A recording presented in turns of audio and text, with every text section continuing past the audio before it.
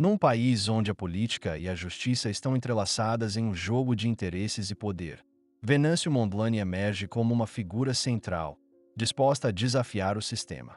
O que se passa em Moçambique não é apenas uma batalha jurídica, mas uma guerra pela verdade. Mondlane, com seus olhos atentos e mente afiada, decide dar um passo audacioso. Ele não está mais disposto a se submeter ao status quo. A decisão de contratar advogados internacionais, especialistas em disputas políticas complexas, não é uma simples manobra legal. É uma afirmação pública de que ele está pronto para enfrentar um sistema que, por muito tempo, operou à margem da transparência. A decisão de Mondlane ressoa nas ruas de Maputo e nas praças das cidades moçambicanas.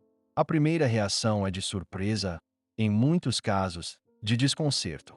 Como um homem que, até então, parecia se mover dentro de um círculo restrito de aliados e apoiadores locais, agora opta por uma estratégia global. Essa decisão, que aos olhos de muitos parece ser uma jogada de mestre, na verdade, um risco calculado.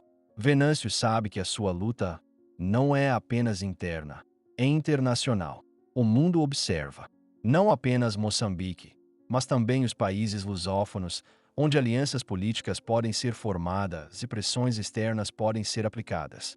Com essa manobra, ele reforça sua imagem de alguém que luta contra um sistema corrupto, opressor e desonesto. Ele não é mais um político moçambicano qualquer, mas um adversário de uma elite governante, cujas ações são constantemente questionadas, mas raramente confrontadas de maneira aberta. Venâncio se coloca no centro do debate, onde as acusações de apologia ao crime e incitação ao terrorismo não são apenas respostas políticas, mas ataques pessoais que tentam destronar sua credibilidade. Neste contexto, é a figura de Daniel Chapo que começa a ganhar destaque. O presidente de Moçambique, que até então havia governado com uma mão firme, agora se vê na linha de frente de uma batalha política que pode redefinir o curso do país. Chapo, que negou veementemente qualquer envolvimento nos acordos de alto nível com Mondlane, vê sua imagem ser questionada. Ele tenta, a todo custo, manter a narrativa de que está no controle e que as acusações de Venâncio não passam de um jogo sujo para desestabilizar o governo. No entanto, as palavras de Mondlane começam a ganhar força. O que antes parecia uma acusação isolada, agora se transforma em uma questão central da política moçambicana. A revelação das testemunhas-chave, entre elas o reitor da Universidade Técnica de Moçambique, é o ponto que pode virar a chave desse jogo. Para muitos, essa é uma bomba relógio que está prestes a explodir. Esses nomes influentes, que anteriormente estavam à margem do debate político, agora se tornam peça-chave em um tabuleiro muito maior. O reitor da universidade, um nome respeitado, está no centro de uma tempestade política. Seu envolvimento, ou sua suposta colaboração com Venâncio, pode significar o colapso de todo um sistema que há muito tempo se vê imune à crítica. As palavras de Venâncio, respaldadas por essas testemunhas, começam a criar uma tensão palpável em toda a sociedade moçambicana. A população, que antes estava dividida entre os que defendiam Mondlane e os que apoiavam o governo de Chapo, começa a se polarizar ainda mais. As ruas de Maputo e das outras grandes cidades se tornam campos de batalha ideológicos. O futuro de Moçambique está em jogo, e o povo é convocado a decidir quem está dizendo a verdade. Mondlane, com sua estratégia ousada, se coloca como defensor da justiça, da liberdade e da transparência. Ele não apenas luta por si mesmo, mas por todos aqueles que se sentem impotentes diante de um governo que, há anos, os trata como invisíveis. A reação do governo, por sua vez, não se faz esperar. Chapo e seus aliados começam a descreditar as testemunhas, tentando desacreditá-las e enfraquecer a credibilidade das suas declarações. A tentativa é clara: evitar que as acusações de Mondlane ganhem ainda mais força.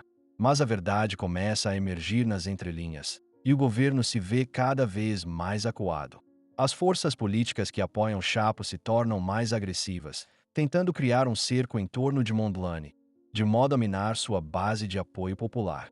No entanto, é a atitude de Mondlane que realmente começa a atrair os holofotes. Ele não se intimida com as acusações, não se deixa abater pelas tentativas de humilhação pública. Ele se torna um símbolo de resistência, um exemplo de coragem em um país onde o medo muitas vezes prevalece sobre a verdade. Sua decisão de expor os acordos secretos, com o apoio das testemunhas-chave, é um ponto de inflexão. Ele não apenas desafia o governo, ele desafia toda uma estrutura política que tenta, a todo custo, manter-se no poder, independente do custo para a sociedade moçambicana. Enquanto isso, a nação se divide. Há aqueles que acreditam que Mondlane está a lutar por algo maior, por um país onde a justiça seja finalmente realizada, e onde as promessas de liberdade e prosperidade não sejam apenas palavras vazias.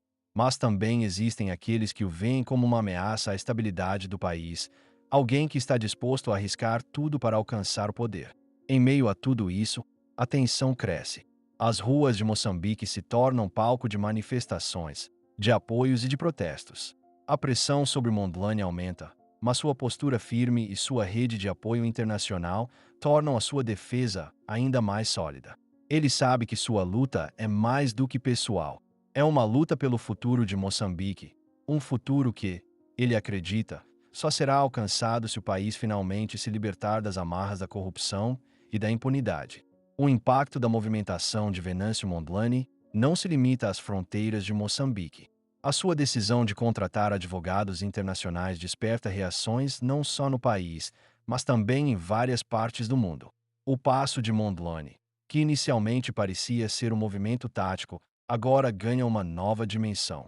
Ele não está apenas defendendo a si mesmo, mas provocando uma mudança de dinâmica que pode afetar a política nacional e até mesmo a geopolítica de África.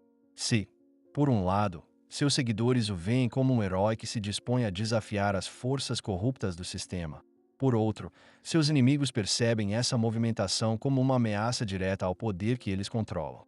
Ao contratar advogados internacionais de renome, Mondlane traça uma linha divisória clara entre si e o governo. Ele não está mais se limitando às disputas internas, mas criando um espaço onde sua defesa será amplificada para além dos tribunais moçambicanos.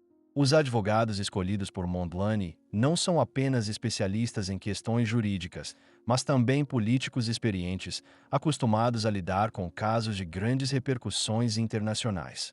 A presença desses profissionais no seu time de defesa aumenta sua visibilidade, coloca-o sob o olhar de líderes de outras nações e garante que o seu caso tenha eco nos círculos diplomáticos de todo o mundo. Esse movimento abre um novo campo de batalha, o cenário internacional. À medida que a comunidade internacional observa os desdobramentos dessa história, a pressão sobre o governo de Moçambique aumenta. O regime de Chapo, que já se vê acuado internamente, agora se vê forçado a responder a um desafio que transcende as fronteiras do país. A reação do governo é imediata. Chapo e seus aliados políticos começam a se posicionar de forma defensiva, tentando bloquear as tentativas de Mondlane de internacionalizar o caso. A retórica do governo passa a ser agressiva, acusando Mondlane de ser um instrumento de potências estrangeiras, tentando minar a soberania nacional de Moçambique. No entanto, a estratégia de Mondlane começa a dar frutos. O apoio a ele cresce dentro da comunidade lusófona, especialmente em países como Angola, Cabo Verde e Portugal, onde sua luta é vista como uma tentativa legítima de contestar um governo que, segundo seus defensores, se afasta cada vez mais dos princípios democráticos. Por trás das negociações com os advogados internacionais, há também um movimento paralelo para garantir apoio político desses países, que podem fornecer não apenas respaldo diplomático, mas também recursos para fortalecer sua causa. Em Moçambique, a população começa a discutir cada vez mais o papel da comunidade internacional no caso. Muitos veem na presença dos advogados internacionais uma esperança de que o caso seja julgado com imparcialidade, longe das influências locais. Os moçambicanos começam a perceber que, ao colocar o seu caso em um tribunal internacional, Mondlane está buscando algo mais do que uma simples absolvição. Ele está buscando a justiça global. A luta não é mais apenas de Mondlane, mas de todo um povo que clama por respostas sobre o que realmente aconteceu nos corredores do poder. A situação se complica ainda mais quando Mondlane começa a revelar os bastidores da sua viagem a países lusófonos. Ele, que já era visto como uma ameaça ao regime local, agora é visto também como um potencial aliado de forças externas que querem reformar